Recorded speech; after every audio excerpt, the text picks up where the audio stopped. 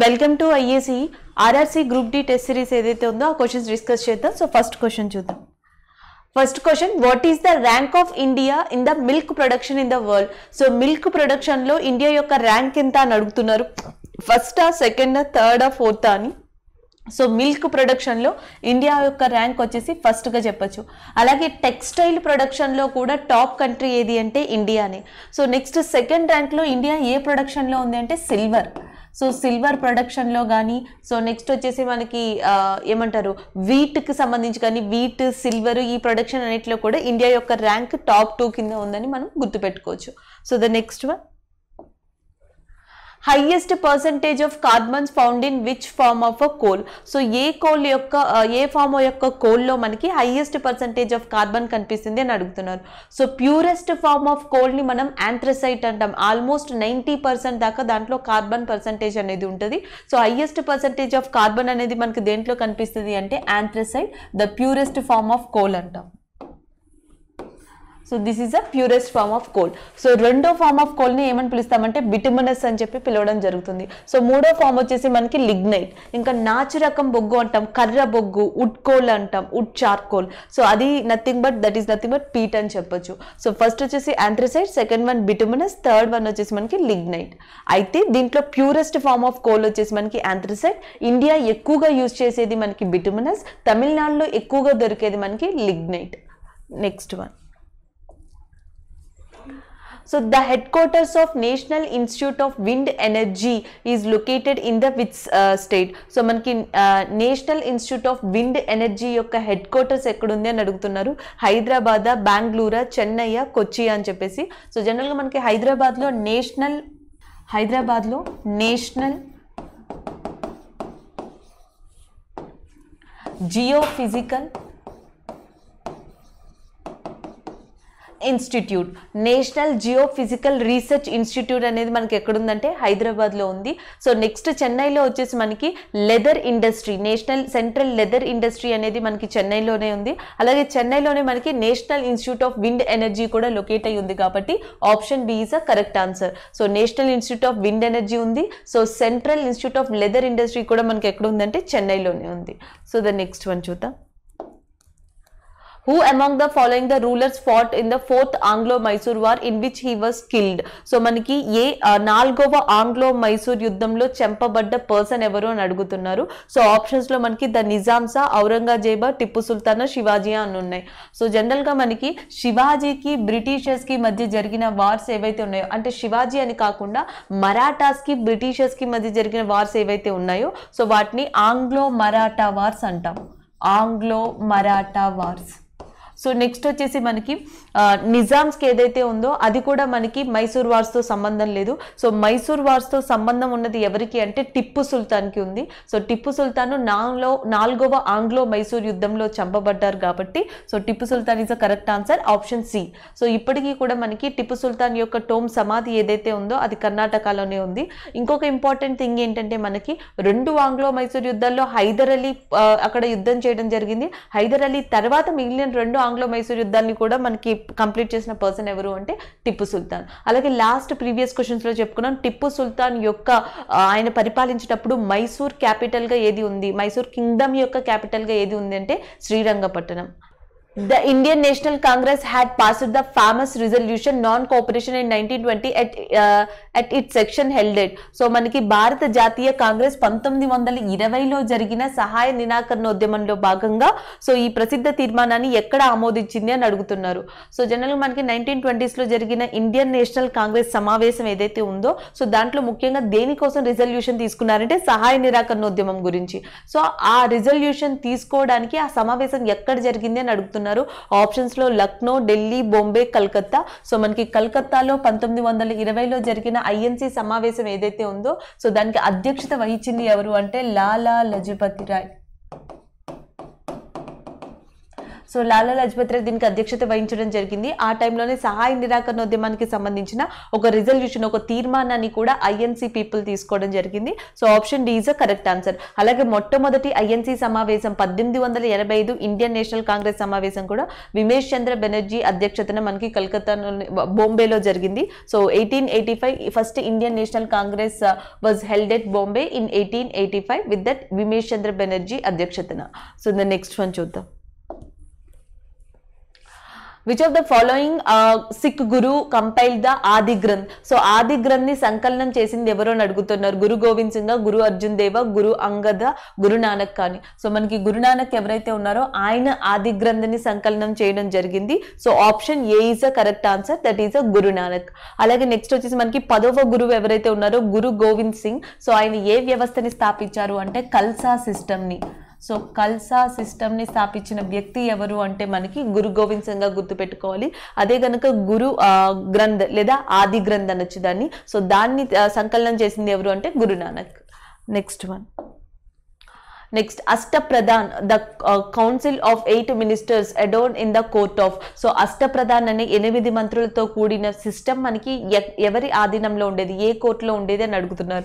Options లో Aurangzeb, Akbar and Krishnadevaraya, Shivaji అని ఉన్నాయి. సో మనకి శివాజీ ఎవరైతే ఉన్నారో సో శివాజీ యొక్క ఆస్థానంలో మనకి అష్టప్రధాన్లు ఉండేవాళ్ళు, అంటే న్యాయాధ్యక్షుడు, లాకి సంబంధించి ఉండేవాళ్ళు. సో నెక్స్ట్ వచ్చేసి మనకి సేనాతి అని ఉండేవాళ్ళు, సచివ అని చెప్పేసి ఉండేవాళ్ళు. అంటే ఒక్కొక్క డిపార్ట్మెంట్ కి ఒక్కొక్క అధ్యక్షులు చెప్పడం మనకి 8 మంది అష్టప్రధాన అనే సిస్టమ్ ఏదైతే ఉందో అది శివాజీ టైంలో ఎగ్జిస్ట్ అయ్యి ఉంది. సో నెక్స్ట్ వచ్చేసి మనకి which writ is issued to the High Court and the Supreme Court to compel an authority to perform a function that it was not performing. So general గా మనకి సుప్రీం కోర్టు, హై కోర్టుకి ఏ writ ద్వారా so ఈ పనిని చెయ్యమని, so ఈ పని చెయ్యి అని చెప్పేసి ఒక రిట్ ని జారీ చేయొచ్చు అని అడుగుతున్నారు. ఆప్షన్స్ లో సెరిషోరియా, హెబియస్ కార్పసా, మాండమసా, క్యో వారెంటో అని ఉన్నాయి. సో జనరల్ గా మనకి హెబియస్ కార్పస్ అనేది హూమ్ ద బాడీ. సో మనకి అరెస్ట్ చేసిన వ్యక్తిని 24 గంటల్లోపు మెజిస్ట్రేట్ ముందర ప్రవేశపెట్టకపోతే ఆ పర్సన్ గురించి జారీ చేసే రిట్ నే హెబియస్ కార్పస్ అంటాం. సో మాండమస్ ఏదైతే ఉందో so mandamus is a writ which is issued by that supreme court to the high court in the authority to perform a function. So ఒక పనిని చేయమని సుప్రీం కోర్టు, హై కోర్టుకి తెలిపే ఉత్తర్వే ఏ writ అంటే మనకి మాండమస్ గా చెప్పొచ్చు. So option C is a correct answer. Next one చూద్దాం. So next, how many schedules are there in Indian constitution. ఎన్ని షెడ్యూల్స్ ఉన్నాయని అడుగుతున్నారు. ఒరిజినల్ గా కాన్స్టిట్యూషన్ లో 395 ఆర్టికల్స్, 22 పార్ట్స్, 8 షెడ్యూల్స్ ఉన్నాయి. అయితే ప్రస్తుతం ఇప్పుడు మనకి కాన్స్టిట్యూషన్ ఆఫ్ ఇండియాలో ఉన్న షెడ్యూల్స్ ఎన్ని అంటే సో టోటల్ గా మనకి 12 షెడ్యూల్స్ ఉన్నాయి. Option D is a correct answer. So total 12 schedules are there. Original గా ఎన్ని షెడ్యూల్ అంటే 8 షెడ్యూల్స్ ఉన్నాయి. Next one, the committee appointed in 1977 to review working of the Panchayat Raj was chaired by. So మనకి పంచాయతీరాజ్ ఏర్పడడానికి మొట్టమొదటిగా 1977లో నియమించిన కమిటీ ఏది అని అడుగుతున్నారు. ఆప్షన్స్ లో Balwant Roy committee, Ashok Mehta committee, KN కన్షు committee, జగత్ జీవన్ రావు కమిటీ. జనరల్ గా మనకి అశోక్ మెహతా కమిటీ, బల్వంత్ రాయ్ కమిటీ రెండు కూడా పంచాయతీరాజ్ వ్యవస్థ గురించి వేసినవే. అయితే 1977లో నియమించిన కమిటీ ఏది, ఆ కమిటీకి అధ్యక్షత వహించింది ఎవరు అంటే మనకి బల్వంత్ రాయ్. సో బల్వంత్ రాయ్ మెహతా కమిటీని 1977లో పంచాయతీరాజ్ వ్యవస్థను సమీక్షించడానికి అపాయింట్ చేయడం జరిగింది. So option A is the correct answer. Panchayati Raj అనేది మనకి ఏ పార్ట్ లో ఉంటుంది అంటే 9th పార్ట్ లో ఉంటుంది. ఏ ఆర్టికల్ తో స్టార్ట్ అవుతుంది అంటే 243 ఆర్టికల్ తో స్టార్ట్ అవుతుందని మనం గుర్తుపెట్టుకోవాలి. ఏ అమెండ్మెంట్ ఉంటుంది అంటే 73rd అమెండ్మెంట్. 73వ సవరణ ద్వారా 1992 ఏప్రిల్ 24న రాజ్యాంగంలో అఫీషియల్ గా జాయిన్ అయింది ఏది అంటే పంచాయతీ వ్యవస్థ on the 9th part under the article of 243 section. So the next one, what is the meaning of national income అని అడుగుతున్నారు. సో నేషనల్ ఇన్కమ్ అంటే కన్జంప్షన్ వస్తుంది అండ్ ఇన్వెస్ట్మెంట్ వస్తుంది. సో నెక్స్ట్ గవర్నమెంట్ ఏదైతే స్పెండ్ చేసిందో సో గవర్నమెంట్ ఎక్స్పెండిచర్ ఏదైతే ఉందో అది వస్తుంది. So and as well as exports minus imports, ఎగుమతులు మరియు దిగుమతులు. So export minus imports and as well as government spendings and investment, consumption. So వీటన్నిటిని క్యాలిక్యులేట్ చేస్తే వచ్చేది మనకి నేషనల్ ఇన్కమ్. అయితే వేజెస్, రెంట్స్ ఇవన్నీ కూడా మనకి టోటల్ ఫ్యాక్టర్ కాస్ట్లోకి వస్తాయి కాబట్టి సమ్ ఆఫ్ ఆల్ ఫ్యాక్టర్ కాస్ట్ని నేషనల్ ఇన్కమ్లో మనకి మెజర్ చేస్తారు. కన్జంప్షన్ వస్తుంది, ఇన్వెస్ట్మెంట్ మనం ఖర్చు చేసింది, మనం ఇన్వెస్ట్ చేసింది, government expenditure and exports minus imports, ఇవన్నీ ఒక సంవత్సర ఆదాయంలో అంటే ఒక సంవత్సర కాలంలో సో ఏవైతే క్యాలిక్యులేట్ చేస్తారో సో దాన్ని నేషనల్ ఇన్కమ్గా పరిగణించడం జరుగుతుంది. So the next one, what does high street banking mean in the banking sector? So మనకి బ్యాంకింగ్ రంగంలో హై స్ట్రీట్ బ్యాంకింగ్ అంటే ఏంటి అని అడుగుతున్నారు. సో మనకు వచ్చేసి when banks emphasise retail lending, so మనకి రిటైల్ రుణాలను బ్యాంక్స్ నొక్కి చెప్పినప్పుడు అంటున్నారు. When banks emphasises retail lending, so that is impacts that high street banking meaning అని చెప్పొచ్చు. So option A is the correct answer. So ఇక్కడ మనకి క్వశ్చన్ వచ్చేటప్పటికి who scripted Gandhiji's favourite song వైష్ణవ జాన్తో? సో వైష్ణవ జాన్తో అనే సాంగ్ని ఎవరు స్క్రిప్ట్ చేశారో అని అడుగుతున్నారు. అది గాంధీజీ యొక్క ఫేవరెట్ సాంగ్. సో ఆప్షన్స్లో మనకు వచ్చేసి ప్రేమానంద్, చునీలాల్, ధర్మిక్ లాల్ అండ్ నర్సింగ్ మెహతా అని ఉన్నాయి. సో మనకి నర్సింగ్ మెహతా ఎవరైతే ఉన్నారో ఈయన గుజరాత్కి చెందిన ఫేమస్ పోయెట్ అని చెప్పొచ్చు. సో ఈయన కంపోజ్ చేశారు మనకి వైష్ణవ జాన్ అనే ఒక ఏదైతే గేయం ఉందో అది గాంధీజీ యొక్క ఫేవరెట్ మ్యూజిక్ కింద కూడా మనం చెప్పొచ్చు. So option A is the correct answer. Next one, so next which of the following are some important pollutants released by the steel industry in India? So భారతదేశంలో స్టీల్ ఇండస్ట్రీ ఏదైతే ఉందో అది విడుదల చేసే కారకాల్లో ఏవి ఇంపార్టెంట్ అంటున్నారు. Oxides of nitrogen, carbon dioxide, oxides of sulphur, carbon monoxide. So carbon monoxide కానీ, ఆక్సైడ్స్ ఆఫ్ సల్ఫర్ కానీ, ఆక్సైడ్స్ ఆఫ్ నైట్రోజన్ కానీ, కార్బన్ డైఆక్సైడ్ కానీ, ఇవన్నీ కూడా మనకి స్టీల్ ఇండస్ట్రీ నుంచి విడుదలయ్యే పొల్యూటెంట్ కాలుష్య కారకాలుగా చెప్పొచ్చు. సో ఆప్షన్ డి అనేది మనకి ఇక్కడ కరెక్ట్ ఆన్సర్ అవుతుంది. 1, 2, 3, 4 is a correct answer. So దీంతో పాటు యాక్చువల్గా మనకి oxides of sulphur, oxides of nitrogen అనేవి యాసిడ్ రైన్స్ అంటున్నాం. ఆమ్ల వర్షాలు ఏవైతే ఉన్నాయో వాటికి ప్రధాన కారణంగా కూడా మనం చెప్పొచ్చు. So the next one, the theory of evolution was put forward by, పరిణామ సిద్ధాంతం ఎవరు కనుగొన్నారు? ఆప్షన్స్లో Louis Pasteur, Aristotle and Gregor Mendel and Charles Darwin. So మనకి చార్లెస్ డార్విన్ ఎవరైతే ఉన్నారో సో ఈయన మనకి థియరీ ఆఫ్ ఇవల్యూషన్ పరిణామ సిద్ధాంతం అనే దాన్ని ఇవ్వడం జరిగింది. అలాగే పాస్చరైజేషన్ని కానీ యాంథ్రాక్స్ వ్యాక్సిన్ కోసం ట్రై చేసిన పర్సన్ ఎవరు అంటే మనకి లూయిస్ పాస్చర్గా చెప్పొచ్చు. అలాగే నెక్స్ట్ వచ్చేసి మనకి గ్రిగర్ మెండల్ ఎవరైతే ఉన్నారో ఈయన ఒక famous mathematician. So the next one,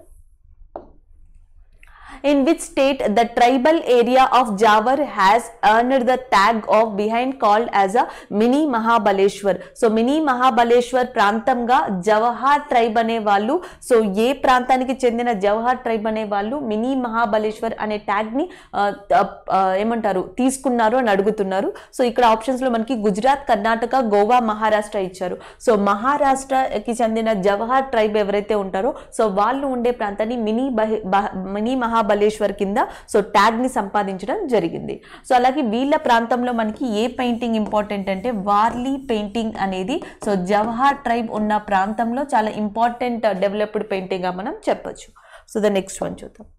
next the joint military exercise between India and Sri Lanka is. So మనకి ఇక్కడ అవియంద్ర అని ఉంది. సో అవియంద్ర అనే జాయింట్ ఎక్సర్సైజ్ ఇండియాకి రష్యాకి సంబంధించింది. సో నెక్స్ట్ వచ్చేసి అల్ నాగ్ ఎక్సర్సైజ్ అని ఉంది. సో మనకి అల్ నాగ్ ఎక్సర్సైజ్ అనేది ఒమన్ కంట్రీకి ఇండియన్ ఆర్మీకి సంబంధించింది. సో నెక్స్ట్ సహయోగ్ కైజన్ అనే ఎక్సర్సైజ్ ఏదైతే ఉందో సో ఇది వచ్చేసి మనకి జపాన్ అండ్ ఇండియాకి సంబంధించింది. సో మిత్రశక్తి ఏదైతే ఉందో అది ఇండియాకి అండ్ శ్రీలంకకి సంబంధించిన యుద్ధ విన్యాసంగా చెప్పొచ్చు. Option A is a correct answer. So next one చూద్దాం. Name the winner of the Femina Miss India World 2020. Femina Miss India 2012 World విజేతగా ఎవరున్నారో అని అడుగుతున్నారు. మాన్యా సింగా, మానస వారణాసియా, మణికానా, సుమన్ రతన్ సింగ్ రావా అని. సో ఇక్కడ మనకి మానస వారణాసి ఎవరైతే ఉన్నారో ఆమె 2020 ఫెమినా మిస్ ఇండియా వరల్డ్ విజేతగా నిలిచి ఉన్నారు. So option C is a correct answer. Next one, So next, who is the only Indian activist to feature in the 2021 Times 100 Next Time magazine annual list of 100 emerging leaders? So Time magazine kuda prati savacharam maniki so 2021 100 next అని చెప్పేసి ఒక list ని ఇవ్వడం జరుగుతుంది. So ఆ list లో India కి సంబంధించిన ఏ యాక్టివిస్ట్ ఏ కార్యకర్త ఉన్నారని అడుగుతున్నారు. ఆప్షన్స్ లో మనకి జర్గర్, దిశా రవి అండ్ కైలాష్ సత్యార్థి, చంద్రశేఖర్ ఆజాద్. సో చంద్రశేఖర్ ఆజాద్ ఎవరైతే ఉన్నారో ఈయన మనకి సో భీమ్రావ్ భీమ్రావ్ సంఘం అని చెప్పేసి ఉత్తరప్రదేశ్లో, వెస్టర్న్ ఉత్తరప్రదేశ్లో దళితులు ఎవరైతే ఉన్నారో వాళ్ళ ఎడ్యుకేషన్ కోసం వాటి కోసం సో భీమ్ దల్ అనే దాన్ని ఒకదాన్ని ఎస్టాబ్లిష్ చేయడం జరిగింది. సో దానికి సంబంధించిన కార్యకర్త యాక్టివిస్టే మనకి చంద్రశేఖర్ ఆజాద్. ఈయన యొక్క నేమ్ టైమ్ మ్యాగజైన్స్ ప్రచురించే 2021 టైమ్స్ 100 నెక్స్ట్ లిస్ట్లో ఉండడం జరిగింది. So the next one, the first program language was, so first program language ఏది అని అడుగుతున్నారు. పర్లా, విజువల్ బేసిక్ గా, సీనా, ఫార్ట్రన్ అని. So Fortran is the first program language base గా చెప్పొచ్చు. So option B is the correct answer. Thank you.